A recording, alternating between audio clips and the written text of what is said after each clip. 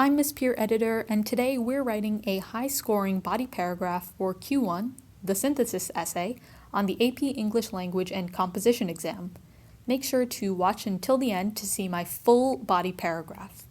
We're using the actual prompt from the 2022 exam, which is linked in the description. The prompt asks us to write an essay that synthesizes material from at least 3 of the sources and develops your position on the value, if any, of initiatives to improve STEM education and increase the number of students interested in the STEM disciplines. STEM stands for science, technology, engineering, and mathematics. The College Board will provide multiple sources, including articles, blogs, book excerpts, charts, and images for you to review and incorporate into your argument. Here's our thesis statement. Initiatives focused on making high-quality STEM education accessible are beneficial for students and the American public, since these initiatives will spur technological innovation, establish pathways to fulfilling careers, and prepare the future workforce for global competition. In this thesis, I'm providing 3 reasons why STEM initiatives are important. The body paragraph we're about to write will focus on this last reason. Let's establish a general structure that your body paragraph will follow. This structure is flexible. You can move elements around or add claims and transitions. It's completely up to you. Start with the topic sentence. This should set the scene for the reason that supports your broader argument. Why is this reason important? In our case, we need to explain why global competition in STEM matters. You'll then include evidence from at least 3 of the documents provided. That evidence can be a direct quote from the source, statistics or inferences from graphs and charts, or paraphrases. I would highly recommend that you lean more towards the last 2 options because you're demonstrating your own interpretation of the sources rather than copying and pasting the author's words. After every piece of evidence, you need to provide commentary that shows how the evidence supports your argument or refutes a counter-argument. You'll repeat this pattern of evidence and commentary multiple times. I recommend providing 2 to 3 pieces of evidence per body paragraph. Lastly, in your concluding statement, you should connect your body paragraph back to the thesis by answering the question, what is the overall value provided by your perspective or vision? The AP Lang Q1 rubric also has a section devoted to the sophistication point. You can earn this point by identifying complexities or tensions.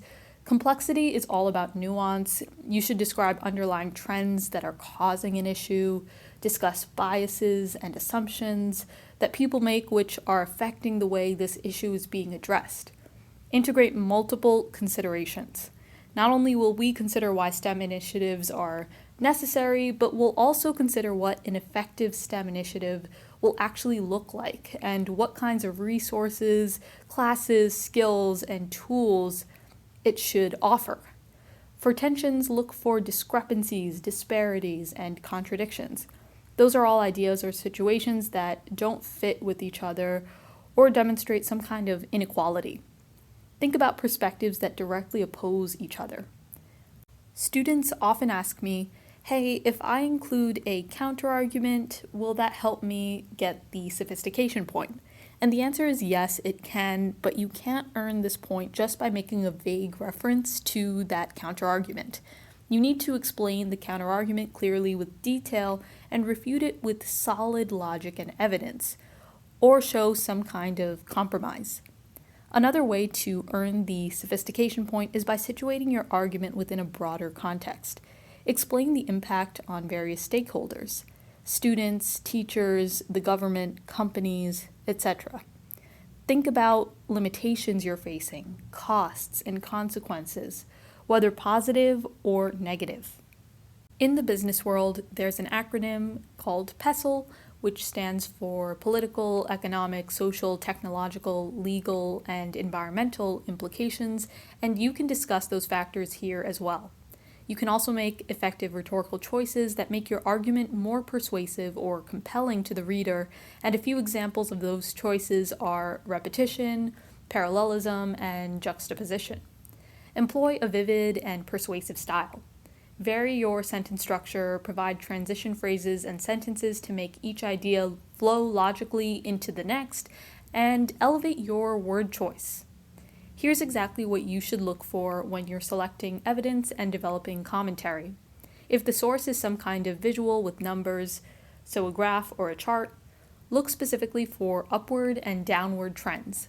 Look at demographics. Maybe the chart breaks down the impact of an issue on specific populations, such as urban versus rural areas.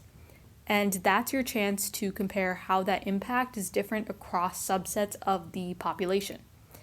And this is where you can find discrepancies. Rankings, proportions, cause and effect relationships, and correlations should also be apparent in those visuals. Sources often include a poll of public or expert opinions. Source D for this prompt displays a poll of employers who describe the main qualities they're looking for when they hire new workers, and ethical judgment and integrity were by far the most important to them. So that's interesting because it implies a preference for soft skills rather than hard or technical skills that are often taught in STEM classes. When you're analyzing images, photographs, or cartoons, identify the emotional effect on the viewer. For example, maybe there's an image that shows a dumpster full of food waste, which is supposed to shock the viewer and induce guilt. Look for hidden details that require a closer look. Cartoons usually reveal the humor, irony, or ridiculousness of a situation. And maybe an image shows a theme surrounding human nature. If you provide a theme statement about pride, injustice, community, or other abstract ideas, that can serve as effective commentary. Most of the sources you encounter will be articles, web pages, excerpts, and other texts. For your evidence, you'll want to extract statistics, general facts, examples, and anecdotes, or stories and quotes from stakeholders, which are often embedded within the sources. You can show sophistication of thought by exposing why the author might have a specific point of view. Maybe they're more credible because they have an advanced degree on the topic at hand, or maybe they've worked in the field. Now let's dissect our body paragraph. The appetite for workers with technical expertise in the US is part of a worldwide shift towards STEM-focused economies.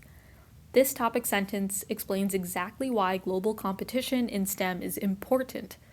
It's shifting the landscape for future jobs and shaping the mindset of employers.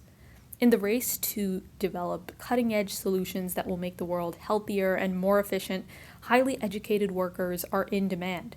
From 2010 to 2020, jobs for biomedical engineers and scientists rose by 62% and 36% respectively, compared to a 14% uptick across all occupations in the US.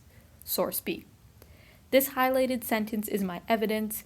Notice how I not only included statistics, but I also compared multiple numbers to show a difference in the demand for STEM-focused jobs versus jobs outside of STEM. Here's some commentary. This accelerated job growth highlights the need for professionals with technical expertise who can address modern issues such as global pandemics and climate change. These issues often have a domino effect, creating unsafe working conditions or obstructing access to the power and goods needed for mass production. Here, we're revealing a pressing issue and possible effects if left unaddressed. When global challenges arise, STEM workers are not just reactive. They create proactive solutions such as generative AI, which can create social media content, analyze data, and answer customers' questions. The STEM workforce is the engine that drives the broader economy and creates opportunities for expansion in other sectors, so it's critical that students gain exposure to science and technology education at an earlier age. I'm integrating some of my own knowledge here to describe one unique innovation that has arisen from the STEM workforce, generative AI. I'm also targeting the sophistication point in this sentence by situating our argument within a broader context. We're proving that this innovation, and STEM in general, benefits the economy as a whole. This last part of my sentence brings the reader back to the prompt, which is centered not just on STEM in general, but on STEM education more specifically, and this provides a transition into my next piece of evidence.